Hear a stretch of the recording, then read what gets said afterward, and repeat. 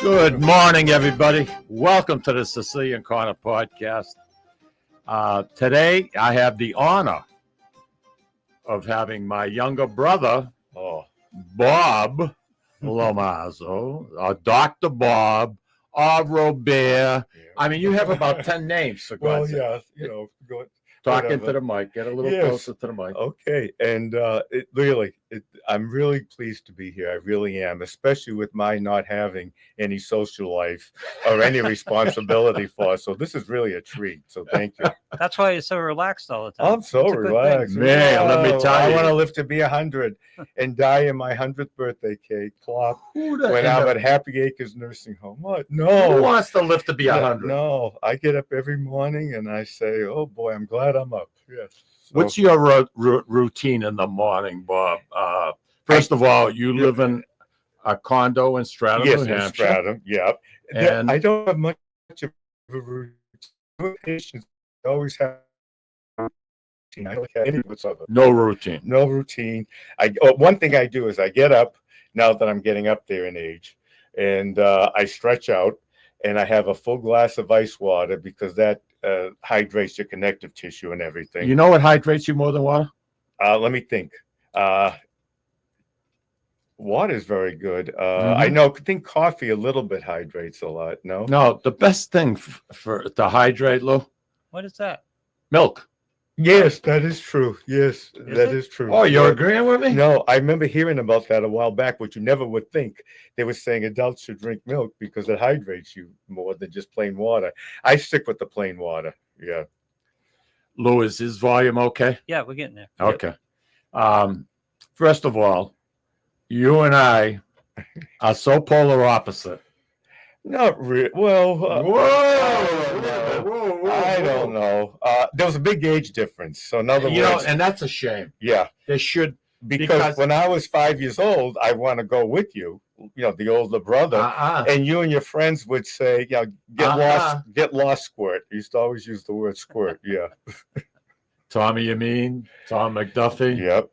I mean, we had a good time. We to our listeners, Bob and I grew up in South Lawrence, and I'll tell you, such great memories. Yes, we had great childhoods. We really did, and that area was great. You could walk to the stadium for the fireworks on the 4th. And those were fireworks. Those we had a good show before and everything. Yeah, there was a lot of and the football. They had such a following, especially when you played Lowell. I remember going up to the games and everything. And did you watch your brother play? Yes, yeah, of course. Did you clap every once in a while? Yes, Ah. and there was a lot of city spirit back then, which it really something. was. A good point. Yeah, good those point. games were big, right? Oh, very big. Yeah. I mean, we were Class A. The vocational schools really were not in existence like they are today. So everybody went to, if you lived in Haverhill, you went to Haverhill High. Yep. You lived in Lawrence, you went to Lawrence. Lowell, same thing. You had competition. Central also had a good football team, right? Back then? Central was terrible in football. Oh, okay. Outstanding in basketball. Oh, well, okay. At least when I was in school. Okay. And we're talking early 60s. Yeah. I was late 60s, so yeah, 8 years. Yeah, 8 years. But your favorite in South Lawrence growing up, now keep in mind it was considered almost rural compared to North Lawrence. Yes. We had a lot of trees. We had the Shawshene River flowing through. The Kane School hadn't been built yet, so we had woods behind us. Yeah, behind the house. Everywhere. Yeah. Actually, Bob, I'll be honest with you. This was 1952, I believe, 51, 52. I saw them build the housing projects, the Veterans Housing Project. Oh, wow. Yep. And that was a massive, massive hill. And they started. And I never knew that. A lot of jobs to a lot of people. Yep. And they put those up. Back then, growing up in Lawrence, next to the Veterans Housing in South Lawrence, Barbara lived in the Veterans Housing. Yep. And a lot of our friends. I remember seeing Barbara there. I remember her mom also and her brother. Yes. Yeah, Louis. Yeah. What a good-looking dude he was. Yeah, very, very nice. Roger Trudell is saying, good morning, gentlemen. That includes you. Oh, thank you. Andy Parisi is saying, good morning, everyone. Dr. Bob, glad that Mikey had sense to have you on. Hey, I resemble that remark. Who wrote that? Roger. Oh, Roger of the Birdhouse fame? Yeah. Oh, can I tell his friend Roger, it made me a great sign, Dr. Bob's Paradise that I have up in the back. And whenever Beautiful piece of wood, all scrolled. And whenever the condo board comes by, they always comment about it. And he made us both great little birdhouses, handmade, for the Baltimore Orioles. Yep. And unfortunately, I don't get many of those, but in the spring, around April, May, I'll get a couple. Yeah. They don't stick around long. Yeah. They like the blackberry jam. I use jam in there, jelly and jam. Jelly. Yeah. And Roger's a hell of a carpenter, but I got to tell you, the tomatoes. Oh. You and I have benefited. Oh. Every time you're at my house, we'd pick tomatoes You off. think those you're in plants, Tuscany, really? I mean, really good. Yeah. you know. But we were talking about there was no schools where we lived outside the John Breen, but we had what they called the soccer field. Do you remember the Yes, soccer field? vaguely. Yeah. And Louis, every kid, we'd be down there on Saturday mornings. It'd be 8:00 in the morning, trying to get picked to go on a team so you could play. Yes. Yep. And it was a lot of fun. And you had built a camp back there. I remember with a bunch of trees in the woods. Yeah, we built it. Yeah, you did. Yeah. Yeah. Yeah, but that was pretty good. There was like, there's no place to do that now in South Lawrence, but back then it was nice. Yeah. No. You know, I don't know if you remember, Bob, but for the end of our driveway, it was ungraded. Yes. Yep. Walking toward the soccer field, there were big sewer line. There was a big sewer line that came from Colonial Heights through the field. Yeah. And you saw these I don't know, maybe 150 feet. You saw a big manhole cover. I don't remember that at all. No. Well, one day we had some cherry bombs. Now, cherry bombs go off underwater. That's the best part of them. And make a lot of noise. We'd go I'm fishing aware, yeah. using cherry bombs. Yep. You know, trying to shock the fish and get them up to the top. But anyway, the sewer creates this called sewer gas. Yeah. Oh, yeah. So we were able, as kids, to pry the cover off. The thing weighed about 150 probably pounds. methane, something like that. Yeah. Yes. Yeah. So now we get a cherry bomb, we toss it into the sewer, and the thing starts floating down. All of a sudden, it exploded. There was a flame that had to go up 15 feet. I mean, it was like a blowtorch. Yep. For about 8 manhole covers down, Oh my that God. gas blew those manhole covers up like it was a piece of paper. Oh my God. Like a piece of paper. It's the wonder we didn't get killed. I know, right? It was like we didn't get killed. I didn't know that story. Yeah, that was Oh. really that was pretty neat. That was pretty neat. The big question is, was that the last time you did it? Of course not. I throw them. Last time I threw it into a sewer like Okay, that, yep. but we used to throw them in the Shawshene River a lot, and just to see if we could get a fish to kill a fish. I don't know how we do it, but it was fun. When I Back was a then, the kid, we had Shawshene River was so polluted. Oh, yeah. Our father, God bless his soul, Sam, he was a foreman up at Tire Rubber, and they used, and you worked there. Yeah, for the summer. benzene and stuff. They used all All types sorts of of things, dyes yeah. and whatnot, and they thought nothing of just letting it run into the Shawshene River. So the Shawshene River would have all these dyes in a couple of different colors. So as a kid, you know, a passage of growing up was you had to go swim in the Shawshene River, and we had a place called Bluebells. Yes. I don't know if you ever rolled through there.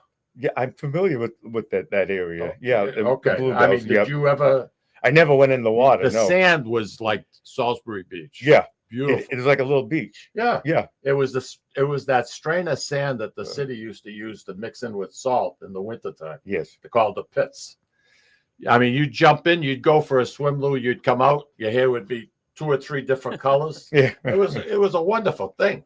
It's a wonderful thing.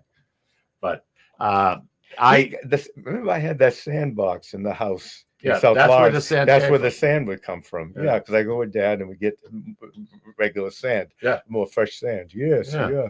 But it was just a great place as kids Yeah. to grow up. And as time went on, and when they built those projects, all of a sudden you have between both projects on both sides, there was probably, I guess my guess would be there'd probably be about 400 families that moved Tons in. of kids. Yeah. So Played now it, all of yeah. a sudden, you've got a lot of kids your age Yeah. that their name ends in a vowel. Prior to that, It was you all get Irish. nothing. Nandy. When I mean Nandy, Yeah. Nandy. Yeah, I they would- would start with a Our block was Yeah. Irish, Scott-Irish, I Yeah. think, like It was. Mulcahy, things yeah. of that nature. Yeah. I mean, we had to go for blood tests and everything before they let us move in. Oh, sure. We never put flamingos on the front lawn, though. We're gonna get letters about that. No, Is that an Irish no. thing? I didn't No. know. No, Italian. Oh, thing. Italian. Yeah, Okay. I Yeah. think. Yeah. Okay. But anyway, we met some nice people and had a lot of fun. And what you said about the city, about the pride, Yes. man, I'll tell you, you couldn't have been more wrong. When you played for Little League, there'd be a little parade and everything, Yeah. right? Yeah. Yeah, And you were at the we'd front of go it from because you were a pitcher. We'd go from Yeah. the South Lawrence Common, Yep. and they'd have 2 or 3 fire trucks, Mm-hmm. and you'd be sitting on the fire trucks, and you'd go to the stadium, and that would be opening day, and they Yes. had a marching band. And Yep. this is Little League. Yeah. You know, Mayor Buckley at that time was the mayor, and he was really into sports. Mm. As time went on and we started playing high school football, there wasn't one game that man did not come to Wow, okay. beforehand in the Yeah. locker room and, kind of, encourage you. He probably had. Now your main rival was Lowell, I believe. In Lowell Yeah. and Lawrence was the big thing. the big. We were Was that all Thanksgiving? Usually Yeah. a lot of times on Thanksgiving morning. yeah. We were Lawrence, Haverhill, Lowell. They were Class A, Yeah. so they played the best.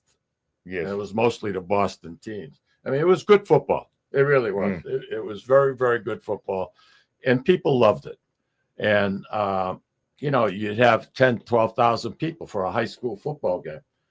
The year you went to the Lawrence Lowell game, there was 22,800. Yeah, I remember people. that. Yeah, it was packed. 22,800. That's amazing. Yeah. The Patriots, Lou, had played at Nicholson Field, I believe it was, on Saturday. And they had just shy of 10,000 people show up. Well, high school football. We end up with 22,800 people. That's wild. I mean, it was nuts. It was freaking crazy. And that was in Lowell.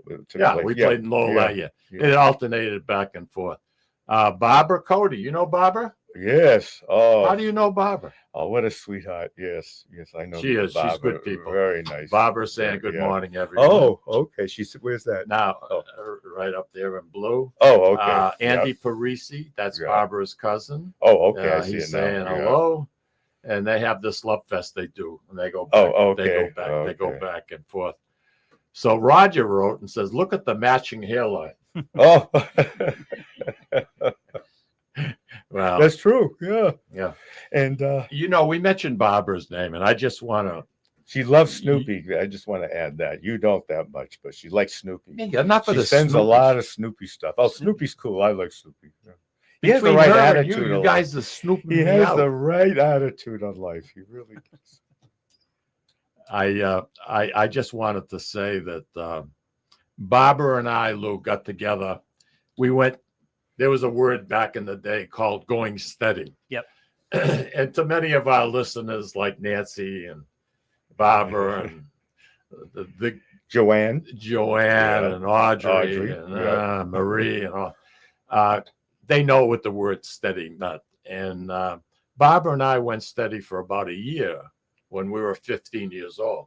And that's when you met her. Yes. She would come over to the house on Exeter Street. She loved the screened-in porch when we sat out on She the did. screened-in porch. Nice. Yeah. We had a little porch, and that was like a little clubhouse indoors. There was no central air back then, and very few people had the units. So, but there was a nice breeze there. Yeah. And Ma was always a good hostess. Yeah. She'd make lemonade and bring out.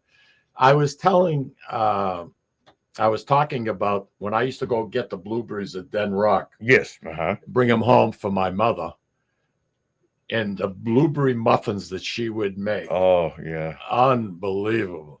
And the Glenny's milk bottles, Yep. I could fill 6 or 7 of those suckers up like in no time at all. The blueberries were so freaking big.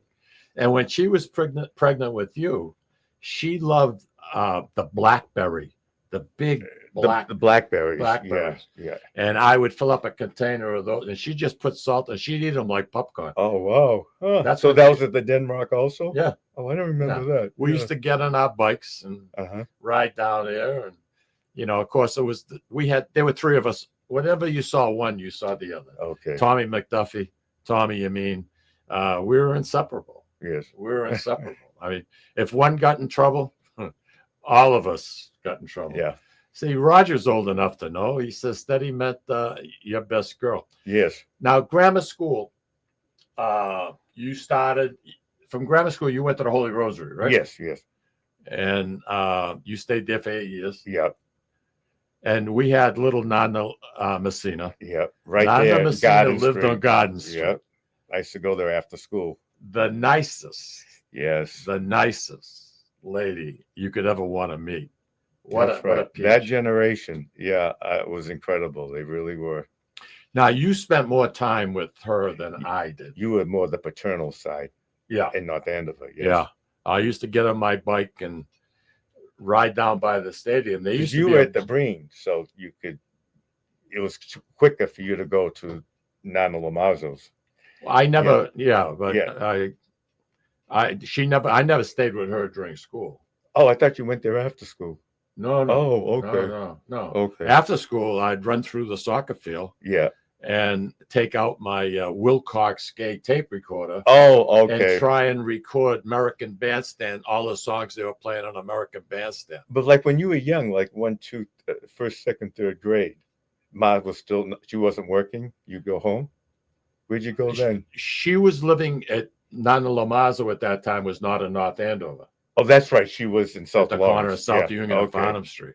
So I would go there. Oh, okay. Auntie Irene. That's what I meant. Yes. Auntie Irene was in the 8th grade. Yeah. When I was going into the 1st grade. Yes. And she walked me to school one day. Okay. But I was kind of independent. Mm-hmm. I stayed a lot by myself, and it was good. Yes, it was good. Yeah. I am also. I like being by myself. But Nana Messina, that was your home base. Home base. It was like 3 blocks from the school, and it was an entirely Italian neighborhood back then. Garden Street, Common, Newbury. It was like 99%. It was like 6 blocks. Yeah. Last week we had Wayne Peters on with us, and he lived on Haverhill Street. I don't think you knew Wayne. You never. I know from the feast. You know from the feast. Yeah, but not before then. Okay. Him and I worked.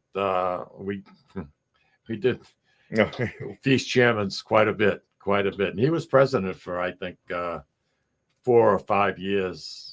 Yes, and he did a great job. He did a great job.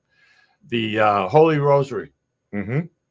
Now, some of those sisters, some of those nuns, they were tough. Oh, we had the Notre Dame nuns, and we've had 2 reunions, our 25th and our 50th. Tommy, you all know Tommy Zappala. Tommy Zappala. Who doesn't know Tommy Zappala? Well, we worked a lot together with the reunions, and in the first reunion, we had 3 nuns. Father Bob Gassetto was still pastor of St. Mary's. He's now at the Vatican. Yeah. And he was in our class. So we had 2 sister superiors and my 2nd grade nun. And then Tommy was the guy who managed to get our 7th and 8th grade English nun. And our science nun, who had gotten out, is now a grandmother. So we had wonderful nuns. And we always talked about the nuns. Those ladies only worked for about $1 a day. They were very dedicated, and the education was top notch. Yeah. I said in that first reunion, I said, we not only were prepared for high school, but also for college. That we knew how to write. We knew our foreign language, a basic foundation of science with the scientific method and everything. But we also agreed that sometimes there would be a couple that were a little too strict. We'll just leave it at that way, too strict. But the Catholic schools were bursting at the seams back then. Yeah. And so they had to keep order, and there was order. And because there was good discipline, because they could throw you out, the public schools have a hard time with that. We really did get a very good education. Those ladies were, for the most part, excellent women. They really were. I heard a rumor from. Oh, and Tommy Zappa. Can I bring up Tommy 1 second? The nuns, Tommy, if you're watching, the nuns loved you. I always remember that. Tommy got along well with You the know nuns. why? Yeah. Well, for one thing, I believe it was his grandfather donated land behind the convent. So we had our playground for 7th and 8th grade. But also, what was the other reason, Mikey, you would gather? Yeah. He would go and get pizza for the school. I know, for the class. Yep. On Fridays. Right there on Newberry Street, I think. Yeah. Yeah. Napoli's used to be on on Newberry Napoli's, Street, yes. right next to Karuba's. I don't know if you remember Karuba with the almonade. Yeah, the real authentic Italian almonade. I've been in Italy 4 times, never had almonade like that. Yeah. Lou, they had a cat that used to sprawl out in the window. Yes, yep. Nice. That cat had to weigh 17 pounds. I'll bet. I vaguely remember it was like a moon cat, Yeah. like the big Maine cats, Maine Coons. the big Maine Coons Yeah. with the big heads. Yeah. He was as big as a dog. You Yeah. could put a leash on and walk him, Yep. But Tommy lucked out 7th and 8th grade. I think he got the pizza job. Okay. So he would go and disappear. And when he got back, they would say, well, where you been? So it wasn't. I don't remember that. Yeah, Exaggerating. he used to, I think he used to run by his house. You know what I mean? I don't know.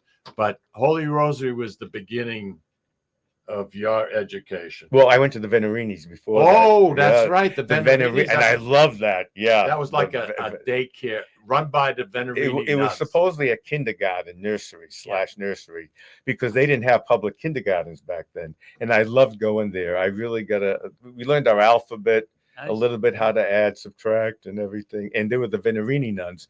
They didn't have veils. They had bonnets, if you remember. Oh. Yeah. And it's where it's right behind Lawrence General. There was like a hill, and there was woods there. And they came out. Father Andolfi, Holy Rosary, brought them over, I believe, because a lot of the Italian mothers worked in the factories, and they were from Italy. And I remember Sister Mary, I think, was a robust nun who was the cook. Yep. And she spoke very little English. I remember that. Yeah, but I loved going there. And Sister Pauline, who was around forever, was a Sister Superior. She worked very hard. Yes. Yeah. No, it was terrific organization. Yes. Really, absolutely superior. Ask Mike where he went to kindergarten. Where'd you go to Where'd you get kindergarten? thrown out of? Nowhere. No, Nothing. No kindergarten. No, he goes to some Venerini's. Me, I don't know. You roam the streets? You're a little tougher, I guess. No. Listen, we're going to take a break. Okay. I want you to pay attention to our ads because you know something? Our ads are going to make you hungry. And then we're going out for lunch after this. Oh, sounds good. Can we talk about where I worked as a busboy? Maybe absolutely. I think they one of your advertisements. Okay. Hold on. We're going to get there. I'm gonna watch Louis, why don't you take us out? Yeah.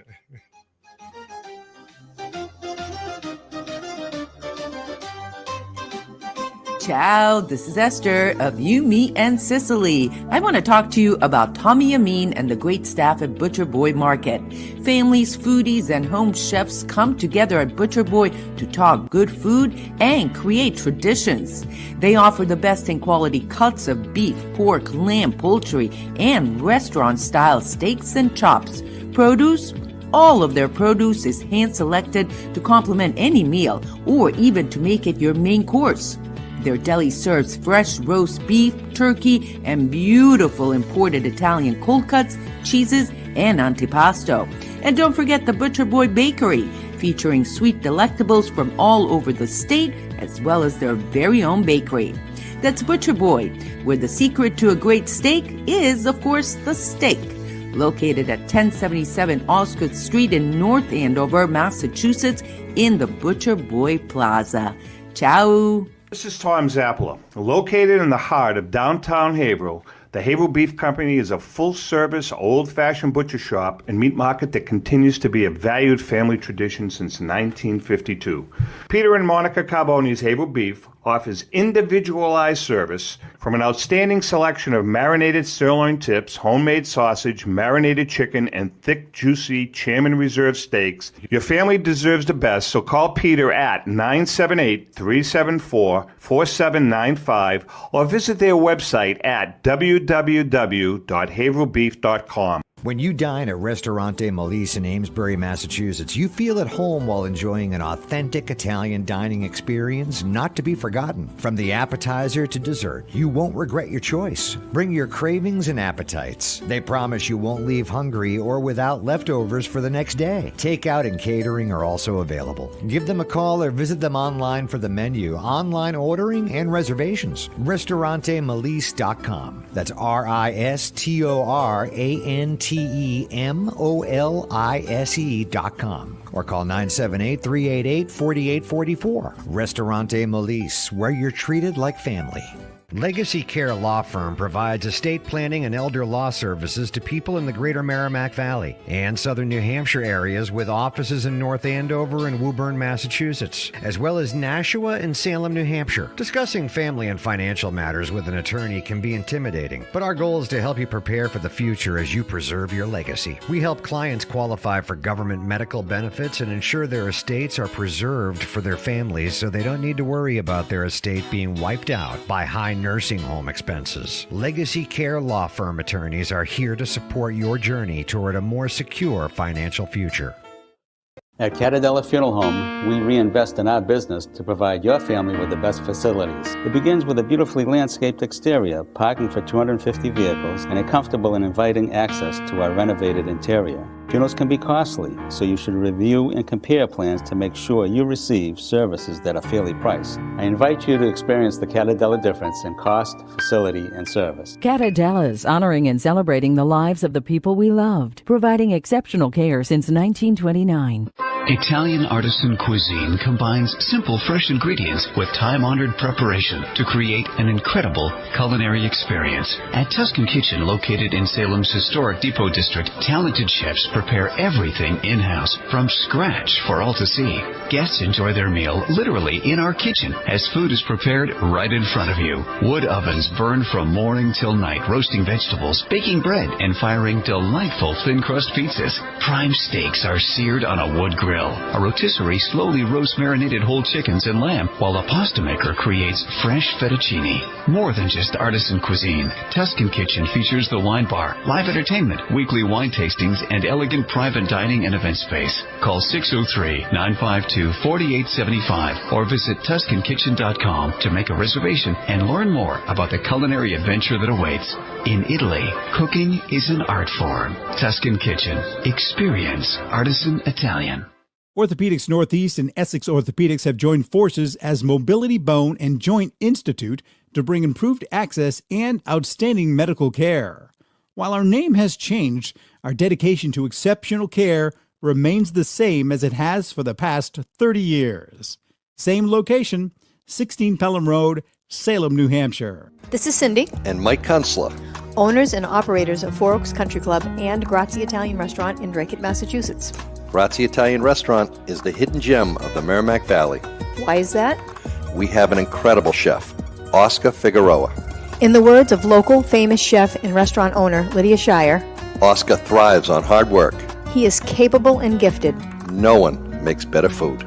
Scallops seared to perfection. House-made ravioli with farm-fresh local corn. And buttery tender Lazy Man's lobster, just to name a few. You have to come experience Grazie Italian Restaurant for yourself.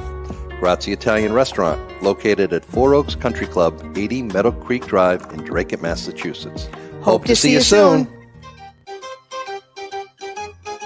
And we are back. Our co-host for this week is none other than Lieutenant Colonel Robert Lomazzo. Wow. It is a pleasure. Retired, yes. I believe we have a caller. I think it's Roger. Roger, you're on the air. Oh, Roger of the Birdhouse. Dr. Bob, I can't believe it took this long for Father Mikey to invite Dr. Bob onto the show. Especially, I said, I have no social life and no responsibility. He can call me at the last minute. All I need is like 40 minutes to come down here. Yeah. I don't think he wanted to be shown up. That's it. Now you have it. Hi, Roger. How you doing, pal? Not too bad. I have a surgery date on my back. I'm good with that. Okay. I can't wait. Yes, get it I over. I hope it all comes out well.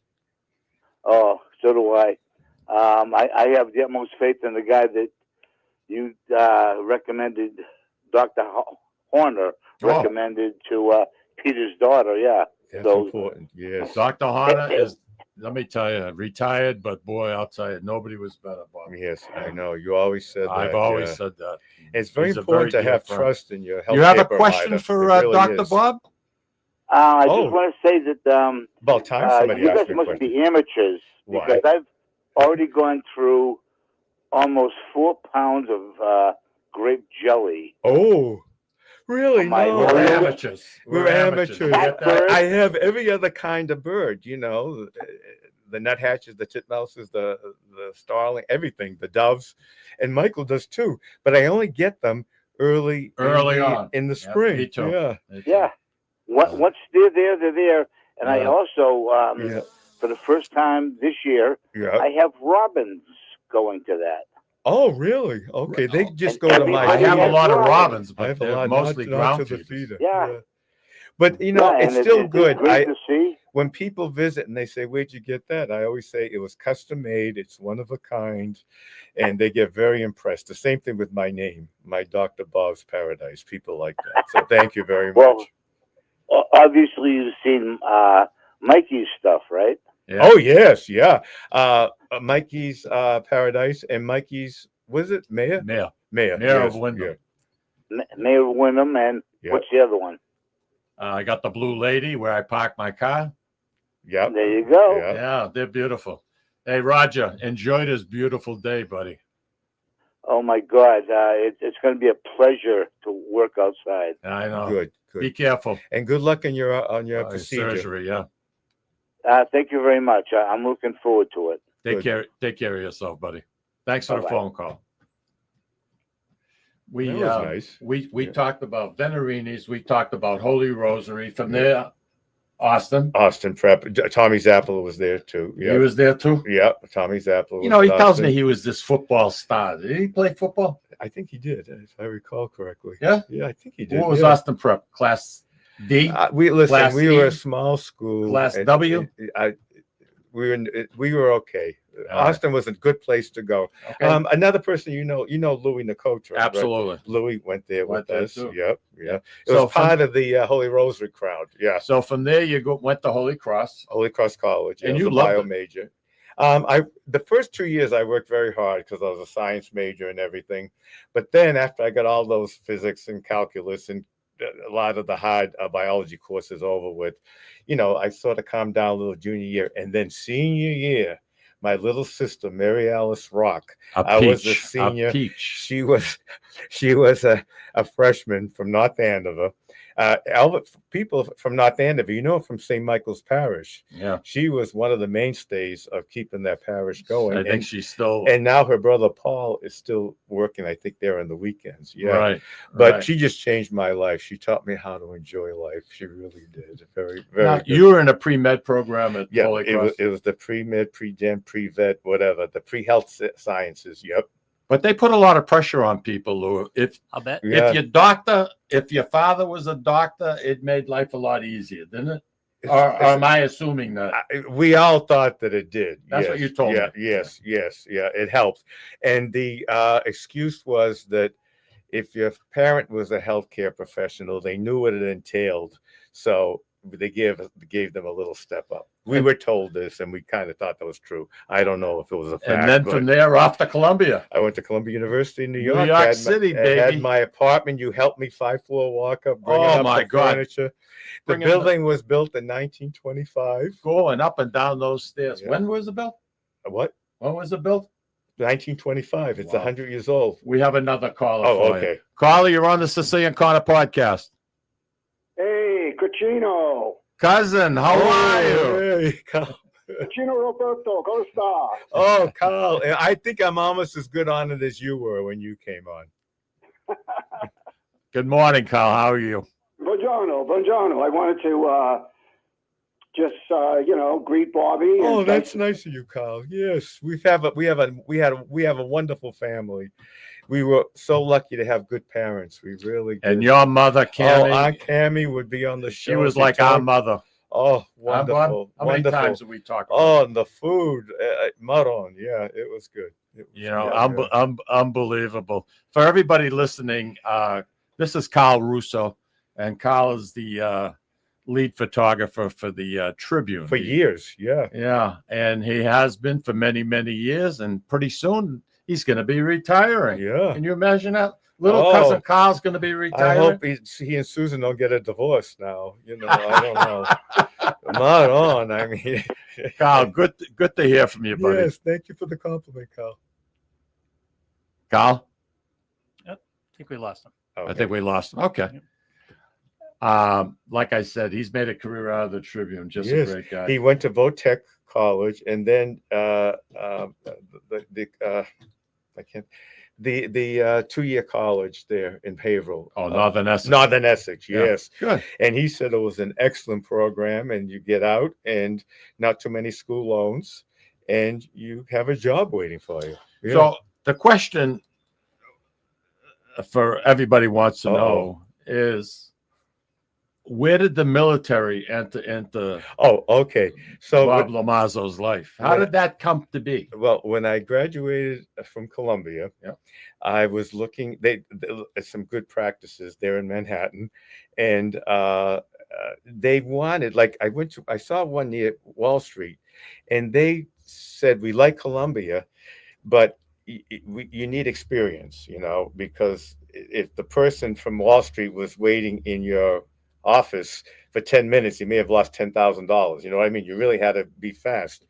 And I knew the healthcare aspect of it and the everything, but he suggested, why don't you go to the public health or into the military, get some experience, and then see what happens, you know?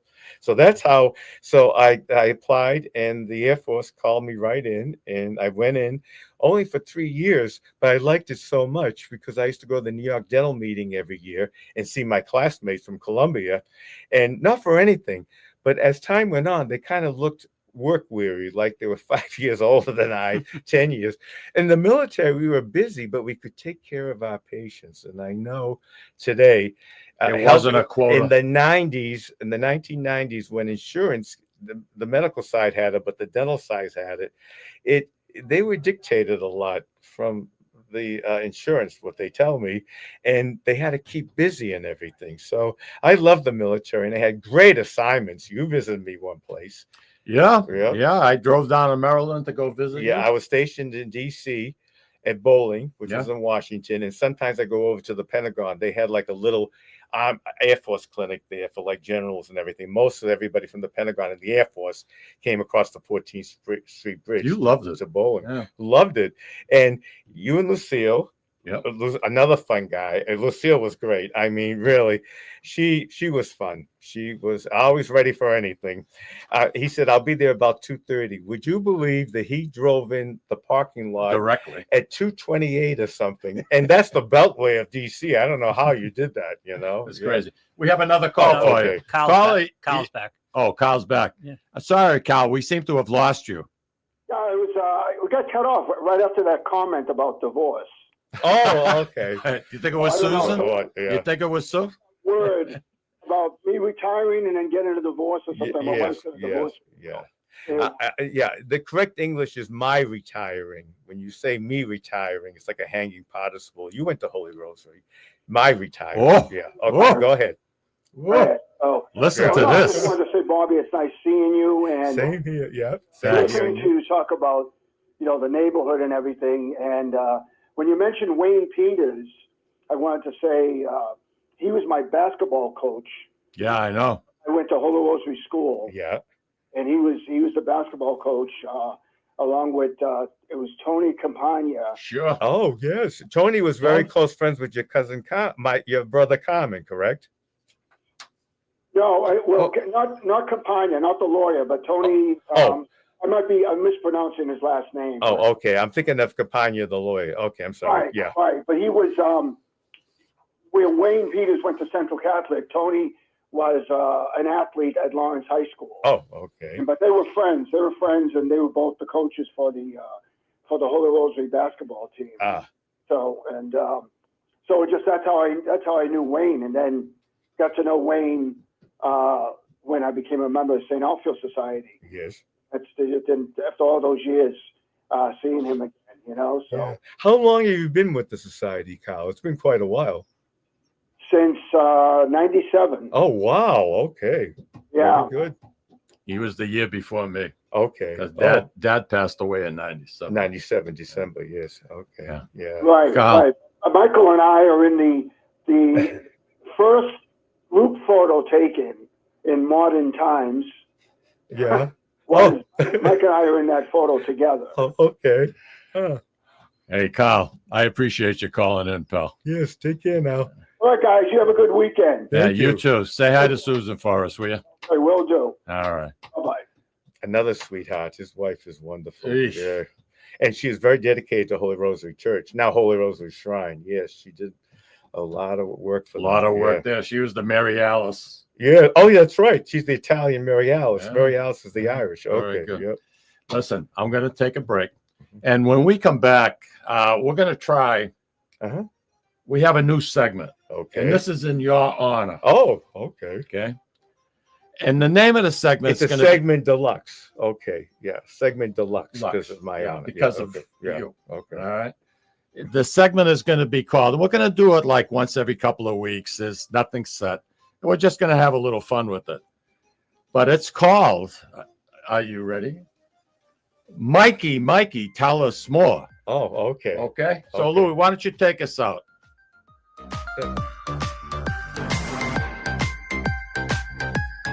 Ciao, this is Esther of You, Me, and Sicily. I want to talk to you about Tommy Amin and the great staff at Butcher Boy Market. Families, foodies, and home chefs come together at Butcher Boy to talk good food and create traditions.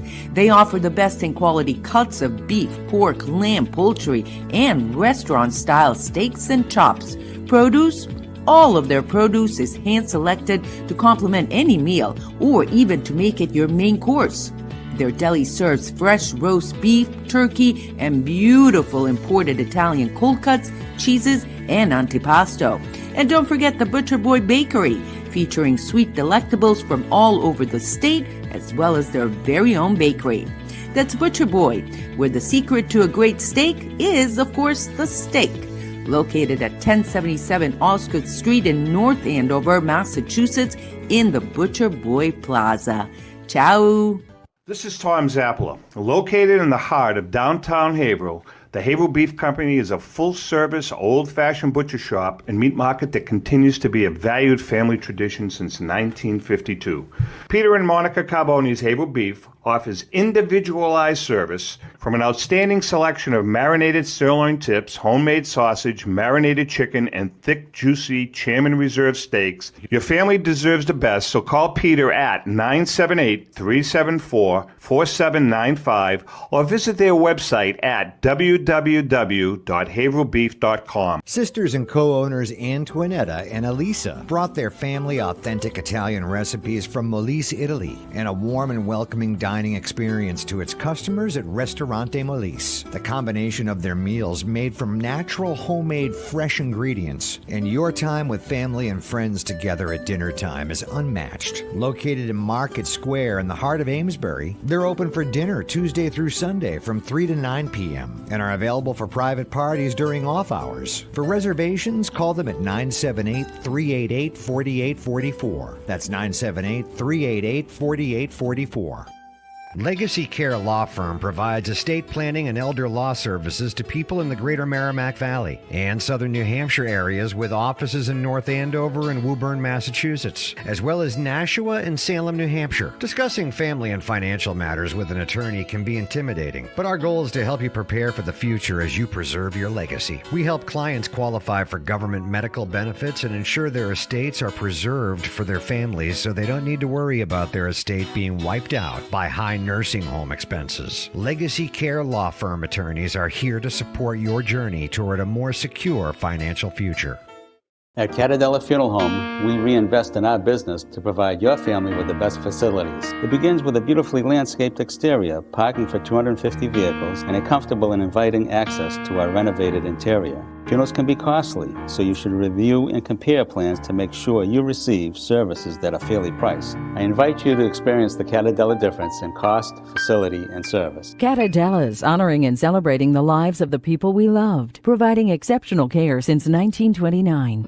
Italian artisan cuisine combines simple, fresh ingredients with time-honored preparation to create an incredible culinary experience. At Tuscan Kitchen, located in Salem's historic Depot District, talented chefs prepare everything in-house from scratch for all to see. Guests enjoy their meal literally in our kitchen as food is prepared right in front of you. Wood ovens burn from morning till night, roasting vegetables, baking bread, and firing delightful thin-crust pizzas. Prime steaks are seared on a wood grill. A rotisserie slowly roasts marinated whole chickens and lamb, while a pasta maker creates fresh fettuccine. More than just artisan cuisine, Tuscan Kitchen features the wine bar, live entertainment, weekly wine tastings, and elegant private dining and event space. Call 603-952-4875 or visit TuscanKitchen.com to make a reservation and learn more about the culinary adventure that awaits. In Italy, cooking is an art form. Tuscan Kitchen. Experience artisan Italian. Orthopedics Northeast and Essex Orthopedics have joined forces as Mobility Bone and Joint Institute to bring improved access and outstanding medical care. While our name has changed, our dedication to exceptional care remains the same as it has for the past 30 years. Same location, 16 Pelham Road, Salem, New Hampshire. This is Cindy, And Mike Kunstler. owners and operators of Four Oaks Country Club and Grazie Italian Restaurant in Drake, Massachusetts. Grazie Italian Restaurant is the hidden gem of the Merrimack Valley. Why is that? We have an incredible chef, Oscar Figueroa. In the words of local famous chef and restaurant owner Lydia Shire, Oscar thrives on hard work. he is capable and gifted. No one makes better food. Scallops, seared to perfection. House-made ravioli with farm-fresh local corn. And buttery, tender, lazy man's lobster, just to name a few. You have to come experience Grazie Italian Restaurant for yourself. Grazie Italian Restaurant, located at Four Oaks Country Club, 80 Meadow Creek Drive in Drake, Massachusetts. Hope to see you soon.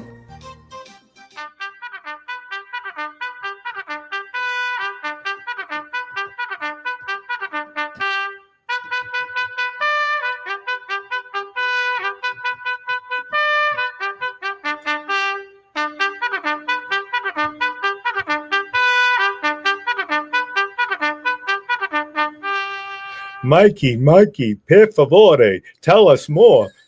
Wow. Thank you for that introduction, Lou, Wow. Bob. We're going to talk about the Battle of Rye Beach. Lou, Battle are of you Rye familiar with it? A little. A little. Oh, I like that. I Yeah. like that. It's 1814, and the War of 1812 came to the New Hampshire Just a coast battle on Hampton Beach last week, by the way. Oh, yeah. in the form of the Battle of Rye Beach. The naval blockade had started in the southern states, Brother Bob, Yeah. and then it gradually spread northward until in 1814 it actually reached New England. Mhm. The blockade made it touch and go for New England schooners that were bringing supplies to New Yes. England. Portsmouth was a big seaport at that time. Exactly. On May 29th, two British ships appeared. Where? Anchored off of Rye Beach. Those bastards. Right off of Rye Beach. Whoa. That's where the name, the gunboat shoals, comes from, because of those two ships. That's what gave them the name. The following day, a small schooner came through Rye Harbor for safety because they were afraid of the British ships. But one of the British men of war launched a barge to intercept the schooner. Oh, So I they never put heard of men this. on this Yeah, barge, Okay. and the people were tense already. They came to life and started preparing for battle. Some of them left their house. They took whatever Yeah. valuables they could, and they left. The Rye men were stationed behind a stone wall on Little Neck. Mhm. I'm sure you're familiar Yeah. where that is. One of them, his name was Samuel Moe. He was a resident of the Neck, and he stood up Yeah. and waved at the barge, trying to be friends. Yes. Next thing you know, he's being shot at by small arms from the barge. Okay. So, how rude. That's what I thought too. So now the bell on the meeting house rings out alarm, and rumors of the landing of the enemy struck terror to the hearts of many of the people. Word was sent to Portsmouth of the supposed invasion. Nowadays, they'd spill their wine up there. Yeah. and the company under the command of Captain Joshua Pierce started from Portsmouth to go to Rye Harbor to supplement their enforces. A messenger met them halfway and said that the enemy had been driven off and he didn't have to go the final way. Okay, yeah. The hundreds of people watched from the neck, including some people from Portsmouth. The Rye men behind the wall were under this command of General Thomas Gross, and some of them worked so briskly, they fired away their whole 16 or 18 rounds that had been supplied to them by the town of Rye. A report at the time said the Rye men had shot the steerer of that barge because the barge was carrying soldiers, but it was all small arms, and that's what they were using. Right.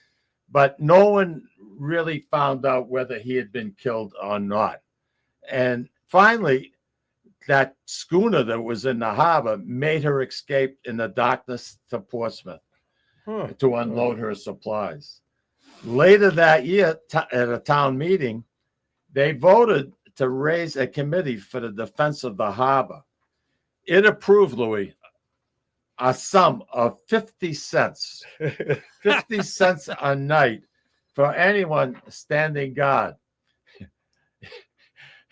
In 1815, the town approved payment to the guards, less a deduction to offset the cost of rum that was being provided to the men. That was a payment. Okay. And today, Rye, New Hampshire, is the 6th richest city and town in all of New Hampshire. Yes, yeah, it's pretty. You know what's number 5? No. Wyndham. Oh, really? Yeah. Oh. They're the last year the per capita in Rye was 215,000. Who are the 4 So above that? here today, we learned about a battle. I never heard this before. I never Louis heard said this. he's somewhat familiar with There it. you go, I never heard of it before. I've never seen a plaque of Rye. No. I always walked the ocean there. I never seen a plaque about There are it. a couple or anything. battles up along that coast. Yeah. I found this interesting.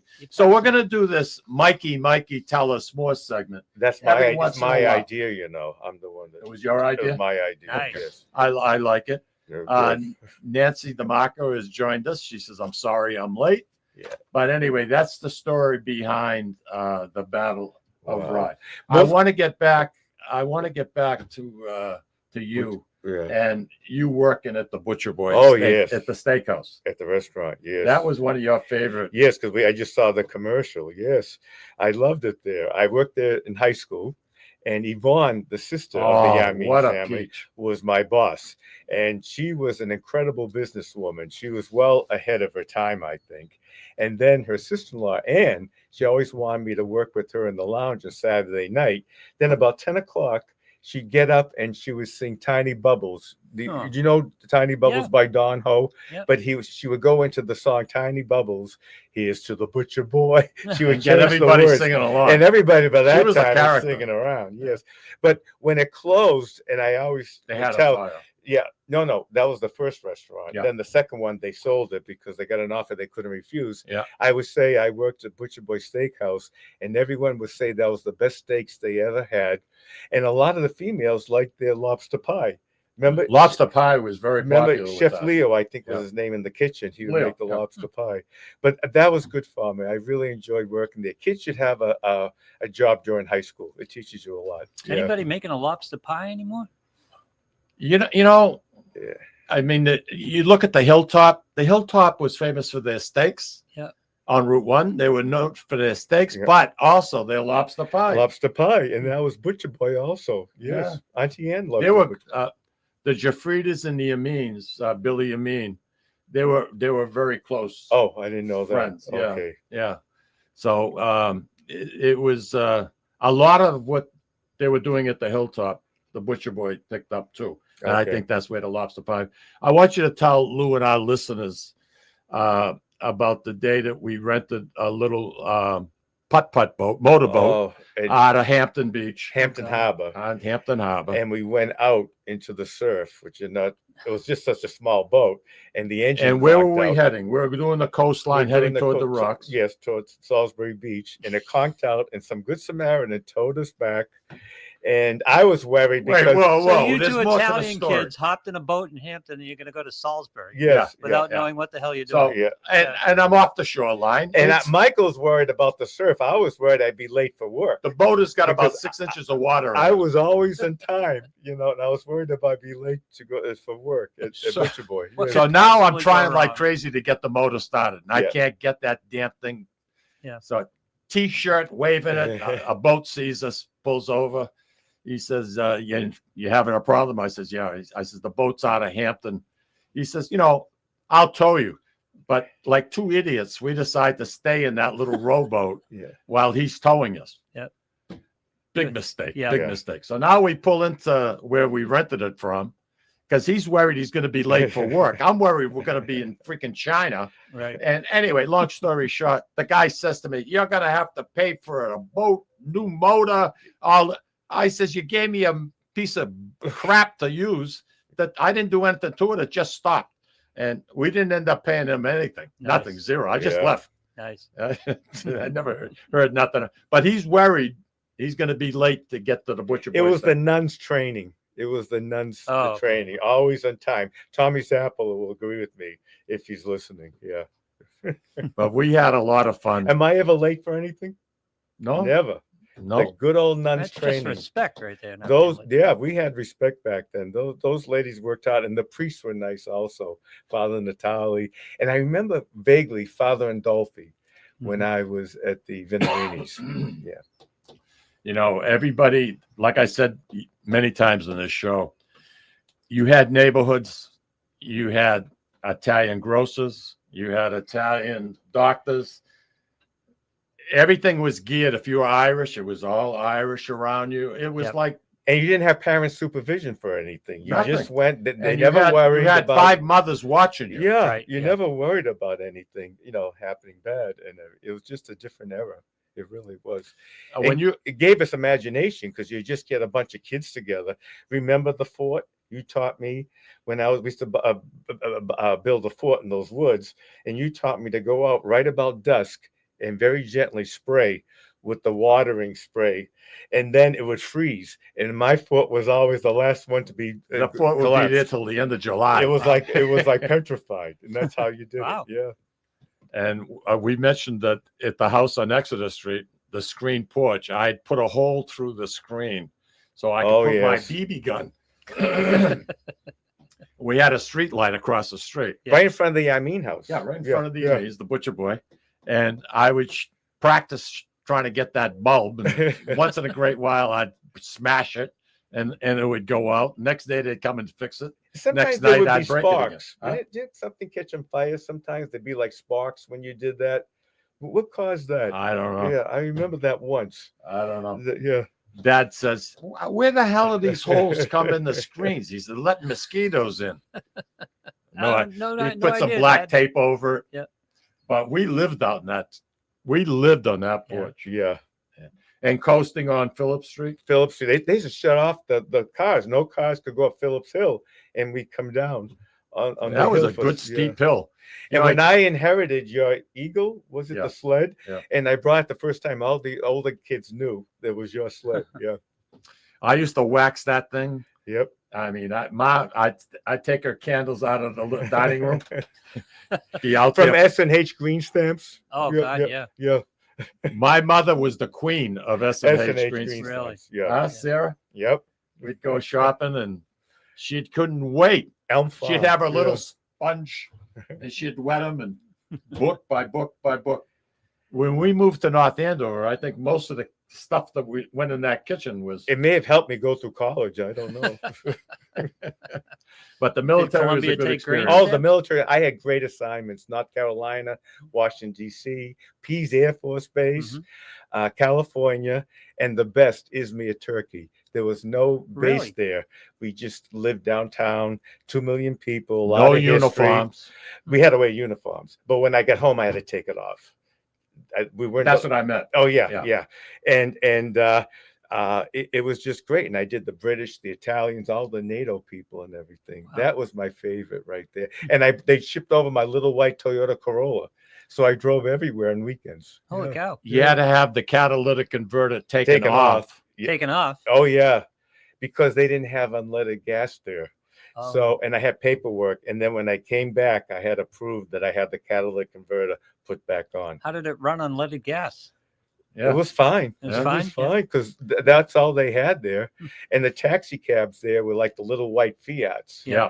So I would just park on the sidewalk wherever I could park somewhere, but I fit in. So, they all thought I was, and I got my Turkish driver's license and I got the license plates and everything. It was really cool. What an adventure. Bobby, we got to call it quits. What an adventure you've had. What? What an adventure you've had. Oh, yes. Yeah. Very good. Barbara wrote in and she said, great show, gentlemen. Love the new segment. Well, I'm glad to hear that. Yes, I made it, Barbara. We're going to have some That fun. was my idea. It was Bob's idea, Barbara. Yeah. Hey, take care, everybody. Okay, this was fun. Thank you for having me. My pleasure. Thank you. Take care. We'll be back next week. We're going to have Esther. It's going to be a repeat show, and it's going to be all about Sicily. You're going to do a little traveling with her and some of her favorite haunts in Sicily. Take care.